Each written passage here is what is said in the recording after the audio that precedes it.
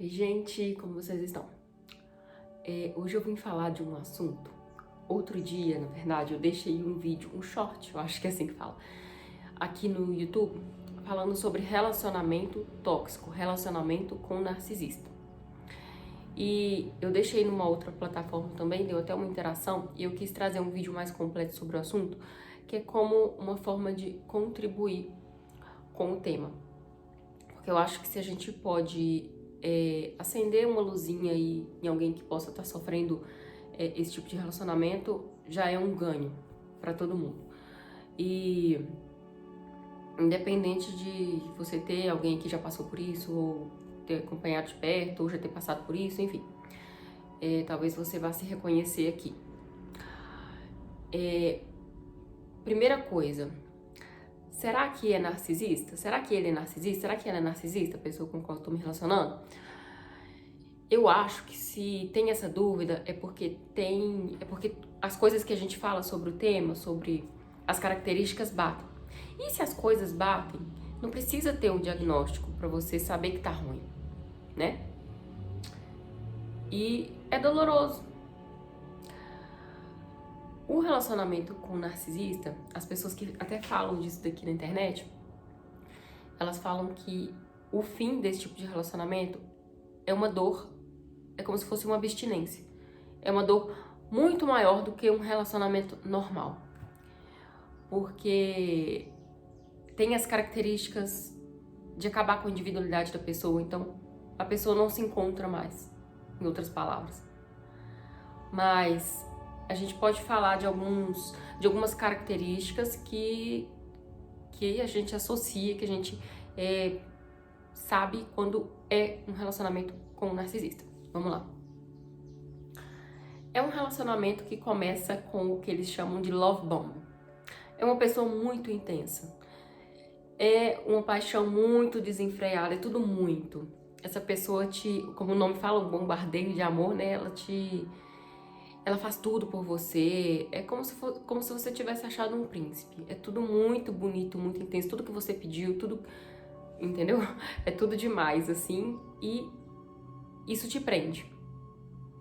Porque a gente cresce com uma ideia de amor muito avassaladora dos filmes, das novelas, contos, histórias, enfim, e identifica isso como uma coisa muito positiva. E pode ser, porque faz bem, né, de alguma forma, mas é uma característica desse tipo de relacionamento. E depois dessa fase, love bomb, vem uma fase de desvalorização. Isso acontece porque o narcisista, ele idealiza você, ele idealiza a vítima. Sim, vítima, esse é o nome das pessoas que se relacionam com o narcisista. Ele idealiza você e você não cabe naquele script que ele inventou ali na cabeça dele. Então, ele começa a te desvalorizar. Ele começa a fazer o gaslighting. Ele começa a fazer o que é muito sutil nesse tipo de relacionamento, que é você pensa que você tá ficando doida, que você acha que é coisa da sua cabeça, você não entende o que tá acontecendo, porque era tão bom e agora tem essas pedras no caminho. E todo relacionamento tem as pedras no caminho, de fato, mas é tudo maximizado. Com o narcisista, ele te desvaloriza no sentido de você é um lixo. Só que o que confunde? Tem um eterno morde-a-sopra. Então te confunde porque você fala, ah não, mas deve ser coisa da minha cabeça. Não é coisa da sua cabeça. Porque se acendeu uma luzinha, no fundo você sabe que tem uma coisa errada, não é coisa da sua cabeça. E o que muitas vezes acontece é que a pessoa, a vítima, ela sabe que tem uma coisa errada, ela planeja intervir ali, falar, se colocar, e quando ela tá na presença do narcisista, ela não consegue fazer absolutamente nada. Ela normaliza e acha que não tem nada, tá tudo certo. Geralmente é esse padrão, o padrão.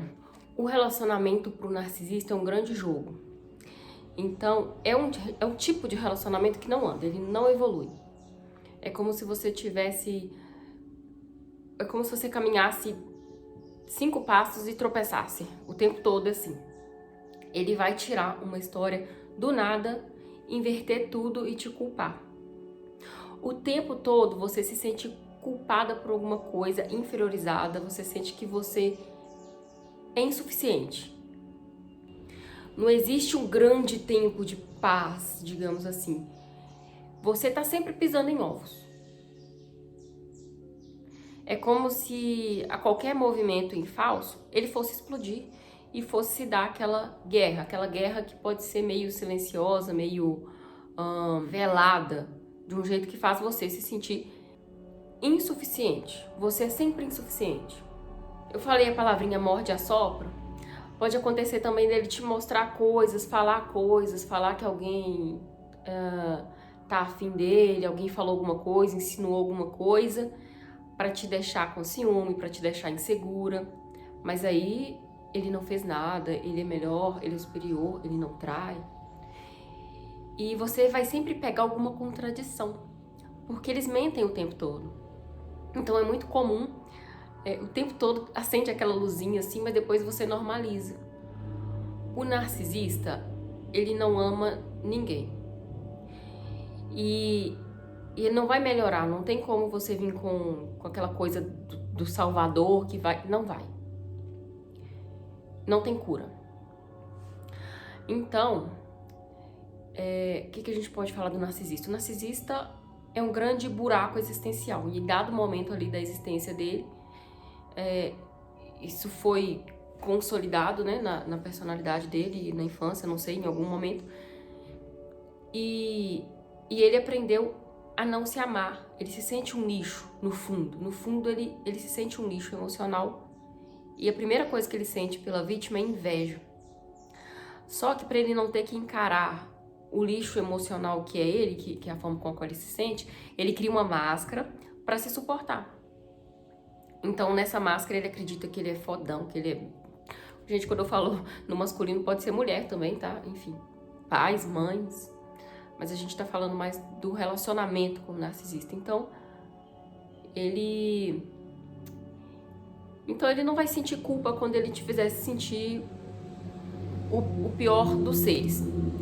Ele pode ter um vislumbre de culpa, e aí ele vai sentir aquilo, ele não dá conta daquilo. E aí o que ele faz? Ele transfere aquilo pra você. Então por um segundo ele pode até acreditar, mas depois ele transfere porque ele não aguenta lidar com aquilo. Então você é culpada. Você é ruim. Um aspecto muito observável é que eles nunca estão errados. É sempre você. E cá pra nós, não existe só um lado de qualquer história. E quando eles pedem desculpa, eles pedem. É sempre num sentido de que vou pedir desculpa por você, já que você está pedindo para mim. Nunca é genuíno. E mesmo que pareça, eles estão fingindo. Eles não acham que a culpa é deles. Nunca. É o tipo de pessoa, a gente falou da inveja, né? Que sempre tá falando mal das pessoas. E tá falando mal de todo mundo. Quando o relacionamento acaba, e aí a gente vai falar da parte do descarte, sim, essa palavra, descarte. Ele pode difamar você, falar mal de você pra todo mundo, você é ruim da história, até porque são pessoas muito queridas. Eles são muito bem relacionados com as outras pessoas, para as outras pessoas eles são o máximo. São maravilhosos, como assim essa pessoa é assim? Então você passa de a ruim da história. A fase do descarte é sempre a mais devastadora para a vítima, porque ele simplesmente joga você fora. Você não serve mais. Acabou a graça. Acabou a graça de brincar com você. E sempre tem outras, sempre tem várias vítimas. Tem a vítima principal, mas tem outras ali engatilhadas, tem traições, sempre tem... Quando a gente fala dessas contradições, né, ele sempre tá ali conversando com outras pessoas, se envolvendo, enfim. E o descarte, ele já sugou, já roubou tudo que tinha de amor próprio, tudo que tinha da vítima. É como se fosse, é uma dor de abstinência, uma dor muito maior do que num relacionamento normal que você já teve. É uma dor devastadora. É uma dor insuportável e a vítima não entende. Ela acha que ela é um lixo, porque ele fez ela acreditar nisso.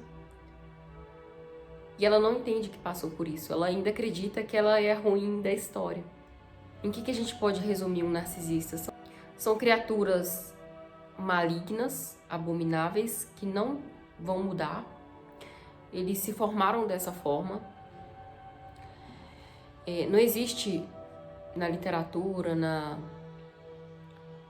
no manual diagnóstico, né, se a gente fosse falar assim, que fale o contrário disso. Eu posso deixar vários perfis aqui de pessoas que falam sobre relacionamento com narcisismo, e elas estão sempre presentes falando dessas informações aqui na internet, e alertando. E eu acho que a pessoa que chegou até aqui, ela vai se identificar com muitas dessas características. Eu nunca tinha me atentado pro fato do relacionamento com o narcisista. Eu sempre pesquisei assim, sempre me interessei sobre o tema de mães narcisistas, até pela questão como estudante de psicologia e tudo mais, e acompanhando alguns perfis aqui. Mas o relacionamento nunca tinha virado essa chavinha pra pensar em algumas pessoas assim. Existem níveis de narcisismo, né? Até chegar aqui num topo que a gente pode chamar de psicopata, na linguagem popular.